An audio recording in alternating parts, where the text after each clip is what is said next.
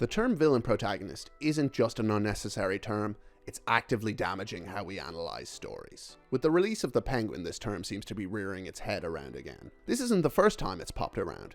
In fact, it always seems to come up whenever there's a popular piece of media focusing on a morally complex protagonist. Think shows like The Sopranos, Mad Men, and especially Breaking Bad. I hate this term. But why do I hate this term? What even is a villain protagonist? And why is it that comic book media fans always seem to be the one that's using it?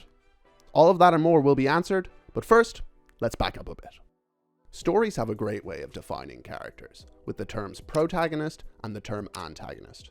A protagonist, put simply, is your lead character, the one that you follow for most of the story, whereas an antagonist is the opposing force for your protagonist, someone who constantly gets in the way of your protagonist achieving their goals. These terms are often used synonymously with hero and villain. However, I believe there's a clear distinction between them. You see, protagonist and antagonist can refer to any character.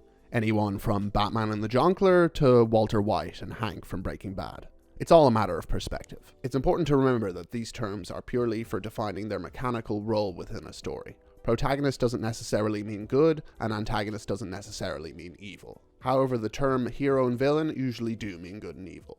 That doesn't mean that a villain can't be sympathized with.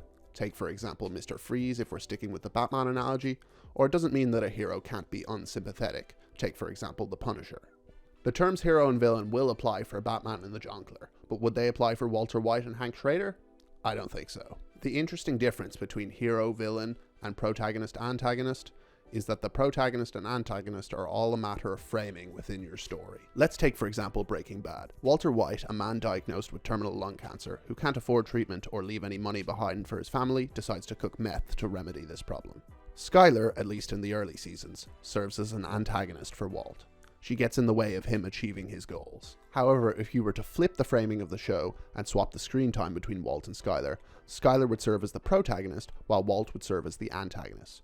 The phrase, everyone's the hero of their own story, applies here. I wouldn't really define Skyler as a villain. You could take one of Walt's many other antagonists and apply that term to them. Take, for example, Gus, Tuco, or Jack. But is Walt really a hero? I don't think so. He is doing what most would consider a morally repugnant action, no matter how justified or unjustified it is. I can even give you a direct example of this from a different series. Take, for example, James Gunn's Suicide Squad. In the actual film, Peacemaker is the antagonist of the story, whereas in the Peacemaker television show, he's the protagonist. So what would you call him? The most commonly used term is the term anti-hero. In this context, hero is being used synonymously with protagonist, whereas the anti part of that term is being used to refer to the character's moral standing. Anti-heroes can be traced back to ancient Greece. Let's take, for example, the character of Achilles. Now, he wouldn't be called an anti-hero at the time, but he is one of the first. This continues throughout history with characters from Shakespeare such as Macbeth, or outside of Shakespeare, Don Quixote, who's considered the first modern anti-hero. But the really relevant part of the history of the anti-hero comes in the golden age of television, with characters such as Tony Soprano, Don Draper, and Walter White rising to popularity. And this is often when the term villain protagonist will come up in discussion as well. An anti-hero would still lead your piece and go on a journey. However, they lack some of the traditionally accepted heroic qualities. An anti-hero's traits are generally antithetical to what a traditional hero would have. Here's a few: selfishness, self-destructive behavior, antisocial behavior, and seeing the world differently from others. I can appreciate that these terms are a bit vague, but I think the general person can distinguish the difference between a hero and an anti-hero when they see it on screen. Here's where it gets a bit complicated. People defining these anti-heroes as villain protagonists. Superhero stories are a great way of teaching the distinction between good and evil. Heroes are often associated with good traits, while villains are associated with bad traits. And that's where the issue comes in, because these terms hero and villain are predominantly associated with the character's moral standing. In this light, good and evil are interchangeable with protagonist and antagonist. You could see Batman as the hero and the Jongleur as the villain, and you clearly understand their roles within the story. Now, the reason that the 2019 Jongleur film is so lauded by the average Marvel film enjoyer is that it plays with these roles. So the Jongleur, who usually serves as the villain role, is now the protagonist, and something as nebulous as society serves as the antagonist. This is where we circle back to the Penguin, a classic comic book villain, Oz, serving as the protagonist within the context of this show, and Sophia serving as the antagonist. For those that need a quick refresher, Oz, aka the Penguin, is in the midst of a gang war with Sophia Falcone. This is where people come in and begin to say that Oz is a villain protagonist, but it immediately breaks down when you consider Sophia's role within the story. Do you consider her a villain antagonist? That doesn't make much sense. But do you call Sophia a straight up villain? Well, yes, but that doesn't differentiate her from Oz in any meaningful way.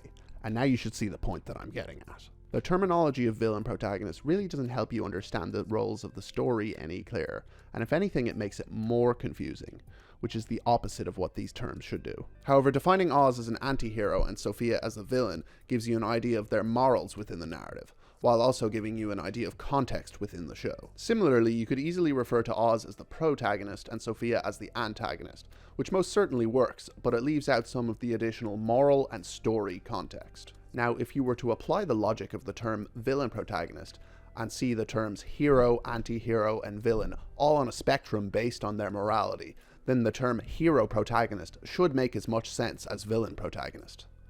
But it just doesn't.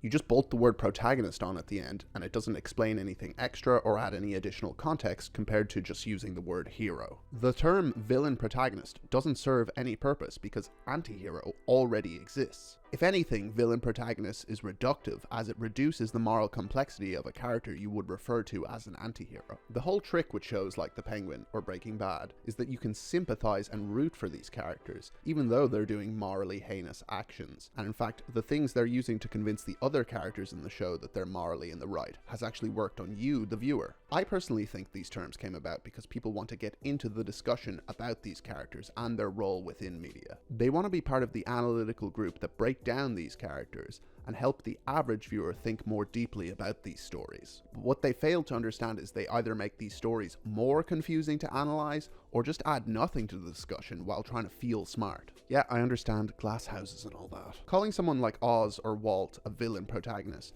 implies that the story is about them being intrinsically evil and ignores the nuances of their characters. And why framing these characters as the protagonist makes them more relatable, even if to the viewer's standards they are being morally repugnant. In summary, fuck the term villain protagonist. It doesn't mean anything and it actively damages our discussion about media. Please, if you're considering weighing in on the conversation, use the term anti-hero. There's a reason that it's been prevalent throughout media analysis for so long. If you're using the term villain protagonist, you're just signaling that you have no idea what you're fucking talking about.